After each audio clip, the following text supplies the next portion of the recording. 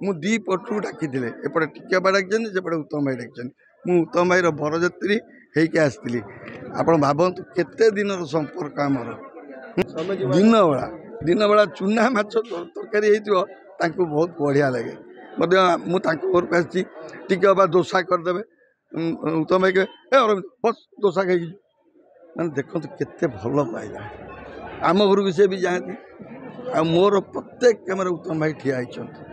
से भाया लोक कदापि भूली पारि ना मु बंची पर्यंत ना थिला उत्तम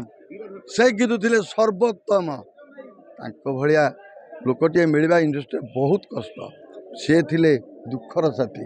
तांकर मोर संपर्क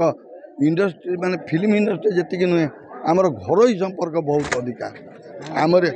घर दी जन खाऊ आम घर को टिकियापा जाती उत्तम भाई जाती आम घर खिया पिया हुए आम घर को आसू घर खिया पिया हुए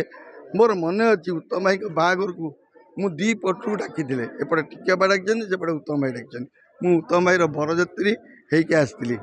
आप भावतु केते दिन संपर्क आमर आ दंडा बालुंगार आम जी मजा करचु हस खुशी करचु से दिन मन पड़े भारी दुख लगुच दंडा बालुंगार से थे मुझे बालुंगा थी जहा हो से तो आज आम पाखे नहांती कि कथा भाविला बेलू काली राति 12टा शुणिली पूरा स्तब्ध हो कही पारुनी विषय मुझे भावे विषय मत बहुत दुख लगे मत बहुत भल पाती बहुत जहाँ को पचारे समस्ते भी कहे उत्तम भाई मत निज भाई तो अधिका भल पाती मो बड़ भाई से आज ना मो पाखे सत बहुत बहुत माने आप विश्वास करें राम शूटिंग चलता है उत्तम भाई आज घर टे पिठा आसो ना ए गाड़ी धर चल अरविंद घर को पलैया मैंने मुझे खाଇବା प्रिय जानी से दौड़िक आस आम घर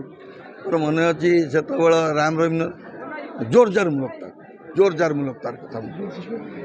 केते सहित मुझे मिसी केते हस बसंत नायक घर आम रही बसंत नायक प्रोड्यूसर घर दंडा बलुआ टाइम रही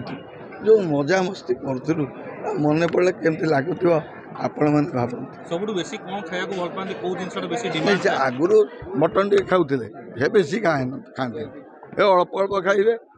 अल्प अल्प खाती एकदम कम खाती कि मटन टे खाती माछ खाई बहुत भल पानी माछ दिन बेला चूना माछ तरकारी होती बहुत बढ़िया लगे मुझे घर को आसी टिके दोसा करदे उत्तम भाई कहे अरविंद बस दोसा खाई मैंने देखो केते भल पाइला आम घर को सी भी जाती आ मोर प्रत्येक कैमरा उत्तम भाई ठिया से भाया लोक कदापि भूली पारि ना